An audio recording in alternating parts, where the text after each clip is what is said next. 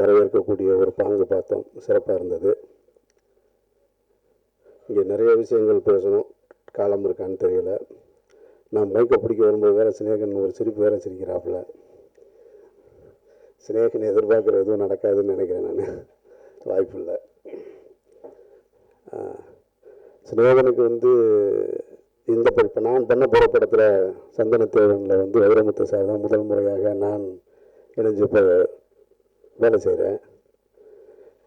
சரி, 5 படம் சினேகனோடு இருந்திருக்கேன் நான். சரி, இந்த படத்தில் சினேகனும் கண்டிப்பாக ஒரு பாட்டு எழுத வச்சுருவோம் அப்படின்னு நினச்சிட்டு இருக்கேன். இவர் இங்கே மேடையில் டிக்ளேர் பண்ணுறாரு, எதிரின்றாரு. நான் எப்படி போய் அவரை பார்க்குறதுன்னு தெரில. அது எதுக்கு யாருக்குமே கேட்காது. அது எது கான்ட்ரவர்சியோ அதுதான் போய் சேரும். அதனால் சொல்ல எதிரியே அது மேடையில் வச்சு எனக்கு சொல்லியிருக்கேன், நீ என்கிட்ட கேட்குறியான்னு கேட்பாரு. இருந்தாலும் பரவாயில்ல, 2 எதிரிகளையும் ஒன்றாக வச்சு பார்க்கக்கூடிய வாய்ப்பு கிடைச்சுன்னா செஞ்சு பார்த்துருவோம். அதையும் பிரபு, விக்ரம் பிரபு, நான் ஆதிபகவன் ஆரம்பிக்கும் பொழுது ஒரு நாள் பிரபு சார், நான் படம் அனௌன்ஸ் பண்ணல, ஆனால் அதுக்கான கமிட்மெண்ட்டு முன்னாடியே முடிஞ்சிருச்சு. கண்ணபுரான்ற டைட்டிலில் சிவஸ்ரீ பிக்சர்ஸ்க்கு வந்து நான் கமிட் ஆகிட்டேன். அப்போ அது வெளியில் யாருக்கும் தெரியாது. அப்போ அந்த டைமில் ஒரு நாள் பிரபு சார் ஃபோன் பண்ணி, அமீர் சார் இந்த மாதிரி பையன் ரெடி பண்ணிட்டேன். எனக்கு உண்மையிலே இவ்வளோ பெரிய பையன் இருக்காருன்றதே தெரியாது. சார் பையன் ரெடி ஆகிட்டான், எப்போ கூப்பிட்டு வரேன் அப்படின்னாரு. சார் முதல்ல எனக்கு புரியலை சார் அப்படின்னு. நான் இல்லை சார், பையன் நீங்கள் பார்த்தது இல்லையான்னாரு. சாரி சார், நான் பார்த்ததில்லை, வெளியே எங்கேயும் ஃபங்க்ஷனுக்கு போகிற பழக்கம் இல்லை, அதனால் பார்த்ததில்லைன்னு. அப்போ சொல்லும்போது தான் நான் சொன்னேன், நான் சிவாஜி சார் குடும்பத்திலேருந்து, அதாவது யாருக்கும் எல்லாரும் சொல்கிறது தான் இது மேடைகளில், சின்ன வயசுலேருந்து நம்ம யாரை பார்த்து வளர்ந்தோம், யாரை பார்த்து சினிமா கற்றுக்கிட்டோம் அப்படின்றது ஒன்று இருக்குல்ல.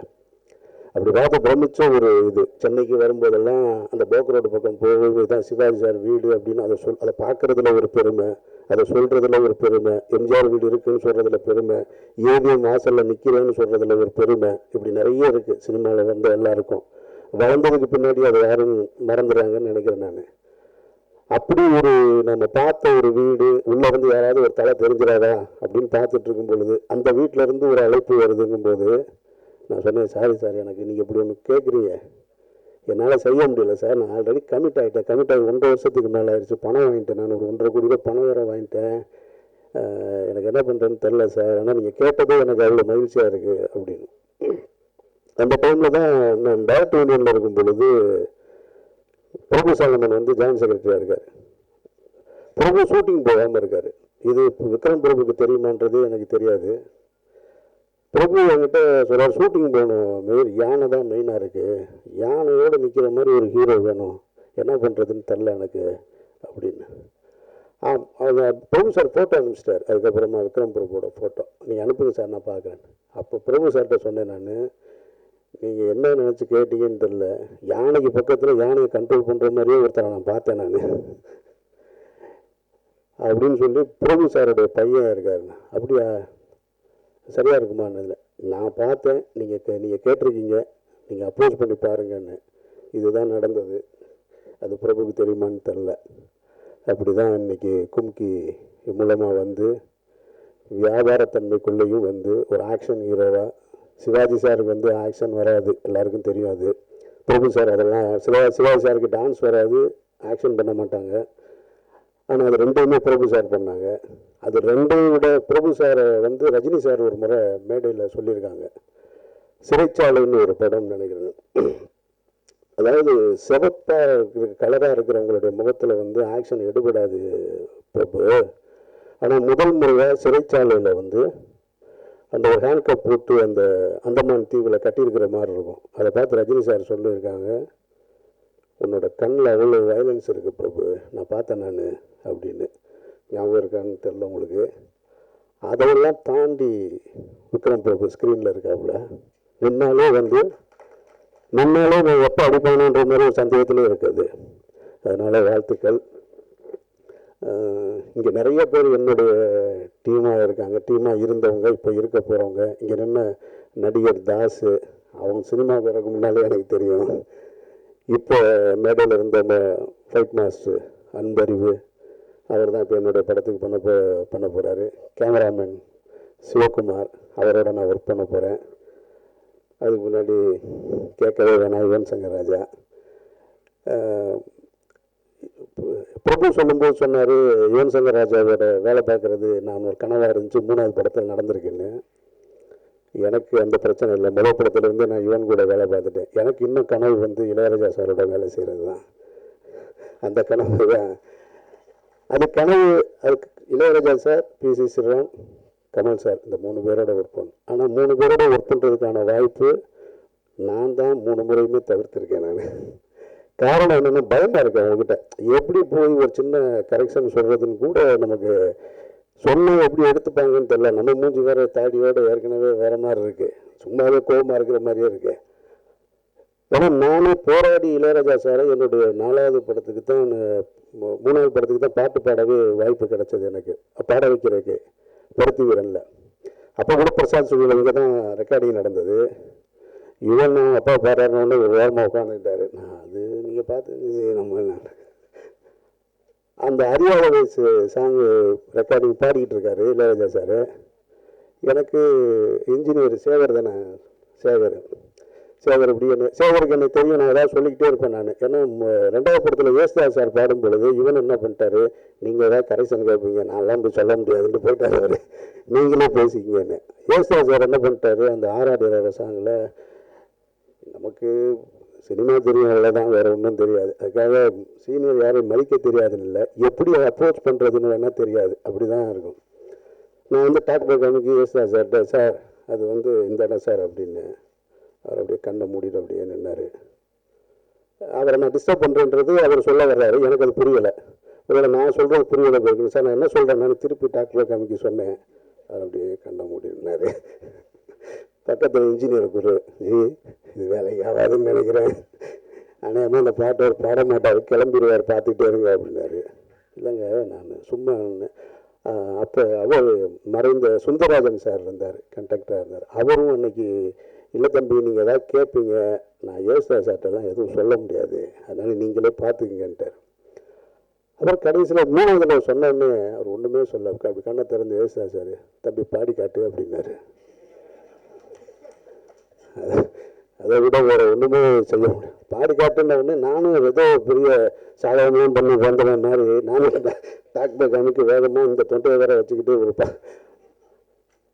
ஒன்றுமே சொல்ல அவர்.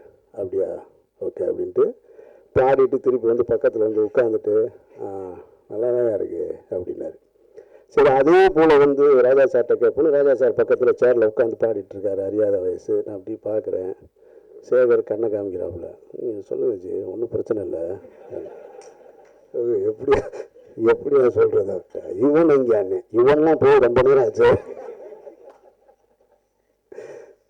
இப்படி பார்த்துட்டு கொஞ்சம் இப்படி முன்னாடி அவர் இப்படி உட்காந்து பாடிட்டு இருக்காரு, நான் முன்னாடி நிற்கிறேன். அவர் ராஜா சார் போயாங்கிட்டு பார்த்தா பாட்டே வர பாடவே வர மாட்டேங்குதுன்றாரு. அப்புறம் ஓரமாக நிற்கிறேன். திரும்பிய பார்த்தா தானே நம்ம ரியாக்ஷன் கொடுக்க முடியும். அவர் நம்மளை பார்த்தா தானே. அவர் பாட்டுக்கு பேப்பரை வச்சு பாடி முடிச்சுட்டாரு. திரும்ப சேகர் இப்படி சேகரை பார்த்துட்டாரு. அவர் இன்ஜினியரை பார்த்தோன்னே, என்னையா அப்படின்னு. இல்லை டைரக்டர் ஏதோ சொல்கிறாரு. அவர் இல்லையா அப்படின்னாரு. இல்லை சார், அந்த ரிப்பீட் பல்லவியில் கொஞ்சம் அந்த அப்படின்னு சத்தம் வேறு வர மாட்டேது. இல்லை சார், அந்த ரிப்பீட் பல்லவியில் அப்படின்னாரு. இல்லை சார், அது கொஞ்சம் ஒரு வேறு மாதிரி ஒரு வேரியேஷன். பாட போகிறாரா இல்லையானே தெரியாது, ஒரு சைலண்ட்டாக இருக்குது. அப்புறம் பாடினார், மாற்றி பாடினார். அந்த பாட்டு இப்போ நீங்கள் கேட்டிங்கன்னா தெரியும், ஒரு கொஞ்சம் இழுத்து பாடியிருப்பார். அப்படி ராஜா சார் எந்த பாட்டிலையும் பாடினதே கிடையாது. அந்த பாட்டு மட்டும்தான் நான் கேட்டிருக்கேன். நானும் அவர் பாட்டு சின்ன வயசுலேருந்து கேட்டிருக்கேன். பாடிட்டு திருப்பி வர பாட்டு நல்லா இருக்குது அப்படின்னாரு. தெரில, ஏதோ கேட்குறீங்க அப்படின்ட்டு. இது போன்ற காரணங்களுக்காக தான் நம்ம போய் வேலை செய்ய முடியலை. ஏன்னா அவங்களாம் லெஜெண்டாக இருக்காங்க, நம்ம போய் எப்படி கரெக்ஷன் சொல்கிறதுன்னு தெரில. கமல் சார் கேட்கும் பொழுதும் நான் அதான் சொன்னேன், நான் படம் பண்ணணும்னு சொல்லும் பொழுது, சார் நீங்கள் பெரிய டிக்ஷனரியாக இருக்கீங்க, நாங்கள்லாம் வெள்ளை பேப்பரில் எழுதி பார்த்து அப்படியே கசைக்கு கீழே போட்டு நல்லா வரலன்னா அடுத்த பேப்பர் எழுதிட்டு எந்த பேப்பரில் நல்லா எழுதியிருக்கோமோ அதை மட்டும்தான் வெளியே காட்டுவோம். 100 பேப்பர் கிழிச்சு போட்டிருக்கோம், அதை வெளியே சொல்கிறதே கிடையாது. அது மாதிரி தான் படம் எடுக்கிறது. அப்போ நாம் போய் நீங்கள் டிக்ஷனரி சார் நான் போய் அடித்து திருத்தினா நல்லா இருக்காது அப்படி பிசி சார் அப்படிங்க அது போல தான். அதனால் என்னுடைய கனவு என்பது இன்றைக்கி அவங்க தான். சினிமாவுக்கு போகும்பொழுது நான் உள்ள நுழையும்போது தியாகராஜன் சார்கிட்ட சொன்னேன், எல்லா மக்களும் சரி, சினிமாவுக்கு வந்தவங்களும் வராதவங்களும் சரி, உள்ளே நுழையும் பொழுதே சென்னைக்கு சினிமாவுக்கு வரணும்னு ஒரு 10 டைரக்டர் இருப்பாங்க, 10 ஹீரோ இருப்பாங்க, 10 கம்பெனி இருக்கும், ப்ரொடக்ஷன் கம்பெனி. ஆரம்பத்தில் நடிகர்கள்ட்ட இருந்த சினிமா கொஞ்சம் கொஞ்சமாக டெக்னீஷியன்ட்ட மாறி அதுக்கு பின்னாடி தயாரிப்பாளர்கள் கைக்கு வந்துச்சு. இந்த பேனரில் ஒரு படம் வந்தால் நல்லாயிருக்கும், அந்த பேனரில் இருந்தால் ஒரு கிராண்டியர் இருக்குன்னு. அதுக்கு நம்ம ஏவிஎம் ஏவிஎம் கலைப்புலி சார் படம், இந்த சத்யஜோய் சார், சத்யா மூவிஸு, அம்மா கிரியேஷன்ஸு, இவங்க எல்லாமே அதில் எப்பொழுதுமே பார்த்தீங்கன்னா சத்யஜோதி எப்பொழுதுமே ரொம்ப ஸ்டாண்டர்டாக இருக்கும் அவங்களுடைய படங்கள். அதாவது எக்ஸ்ட்ரானரி சில்வர் ஜூப்ளி படமா அப்போ ஏவிஎம் மாதிரி இருக்குமான்னா அப்படி இருக்காது. ஆனால் ஸ்டாண்டர்டு ஒரு நாள் கூட குறைஞ்சி அந்த படத்தை நான் பார்த்ததே கிடையாது. என்ன படமாக இருந்தாலும் சரி சத்யஜோதினா ஒரு ஸ்டாண்டர்ட் இருக்கும். அப்போ உள்ளே வரும் பொழுது இந்த கம்பெனியில் தான் நம்ம படம் பண்ணிடுவோம், நம்ம டைரக்டர் ஆனவொடனே பண்ணிடலாம்னு நினச்சோம். அசண்டாக இருக்கும்போது நினச்சோம், வாய்ப்பு இல்லை, ஒரு புது கம்பெனியில் படம் பண்ணி முடித்தோம். ஸோ அதுக்கு பின்னாடி இனிமேல் நம்ம ஏவிஎம் கலைப்புலின்னு வரிசையாக பண்ணிகிட்டே இருக்கலாம்னா எந்த கம்பெனிலும் என்னை கூப்பிட்டு வாய்ப்பும் கொடுக்கல, அதுக்கு தகுதியாக நானும் நடந்துக்கவும் இல்லைன்றது தான் உண்மை. அதனால் இன்னமும் ஆனால் அவர்களோடு நெருங்கி பழகக்கூடிய வாய்ப்பு கிடைச்சிது. படம் பண்ண வாய்ப்பு கிடைக்கல. தானு சாராக இருக்கட்டும், சிவா சாராக இருக்கட்டும், தியாகராஜன் சாராக இருக்கட்டும், அதிகமாக இருந்திருக்கேன். இனிமேலும் இப்படி இருக்கணும் சார், வாய்ப்பு கூட இனிமேலும் கொடுத்துறாங்க, ஏன்னா அந்த நட்பு போயிடும். மற்றபடி சத்திரியன் யாரும் சொல்லி தெரிய வேண்டியதில்லை. அது ஏற்கனவே மணிசார வச்ச டைட்டிலு, மிகப்பெரிய பரபரப்பான படம், வெற்றி படமும் கூட. அந்த படத்தோட டைட்டில் இன்றைக்கி வச்சுருக்காங்க. சத்திரியனுக்கு இன்னொரு பேரும் இருக்குது. அந்த பேர் என்னென்னா, சத்திரியன் யாரை குறிக்கும் அப்படின்னு சொன்னால் அது ஒரு அரச வம்சத்தை சேர்ந்தவங்களை குறிக்கும், அல்லது போராடுறவங்களை, அரசர்களோட போர் பயிற்சியில் ஈடுபடுறாங்களா, போரில் ஈடுபட்டிருக்கவங்களையும் சேர்த்து தான் அதுதான் சத்திரிய வம்சம்னு சொல்லப்படுறது. அன்றைய காலகட்டங்களில் சத்திரியனாக இருக்கக்கூடிய அரசனும் சத்திரிய வம்சமாக இருக்கக்கூடிய போர் வீரர்களும் ஒரே இலக்கோடு ஒரே விஷயத்துக்காக போர் செஞ்சாங்க. ஆனால் இன்றைக்கு அரசர் வேறையாக இருக்காங்க, போராடுறவங்க வேறையாக இருக்காங்க. சின்னங்க வந்துட்டேன்னா இதைத்தான் எதிர்பார்த்தாங்க. அதனால் போராடுறவங்க வேறையாயிட்டாங்க. அதில் இன்னொரு முக்கியமான விஷயம், சத்திரிய வம்சத்துக்கு தங்களை சுற்றி இருக்கக்கூடிய சூழ்ச்சி தெரியாது. சாணக்கியன் போல தங்களை சுற்றி இருக்கிற சூழ்ச்சி தெரியாது. அது கதையில் இருக்கான்னு தெரில. அதனால தான் இன்றைக்கு தமிழகத்தில் நடந்த மிகப்பெரிய சத்திரிய வம்சத்துடைய போராட்டத்தை தன்னை சுற்றி நடந்த சூழ்ச்சி தெரியாமலே போயிடுச்சு. அவ்வளோதான், இதுக்கு மேலே அரசியல் இல்லை. மற்றபடி சினிமாவில் நடிகராக சத்திரிய வம்சமாக இருந்த சிவாஜி சாருடைய குடும்பத்திலேருந்து அந்த பேர் சரியான ஒரு இடத்துக்கு தான் வந்திருக்கு. அதனால் இந்த திரைப்படம் பார்க்கும்போது நல்லா இருக்குது.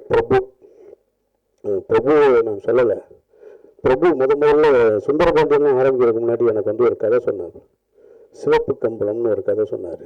ஒரு ஜெயில் பேக்ட்ராப்பில் நான் நடிகணும்னு பிரமாதமான கதை அது. அந்த படத்தை இன்னும் யாரும் ஏன் எடுக்கலைன்னு தெரியலை. அவ்வளவு அருமையான படம். சுப்பிரமணிய பிரம்மத்தோட இன்னொரு வெர்ஷனாக இருக்கும், உள்ளுக்குள்ளே நடக்கிற ஒரு விஷயங்கள்.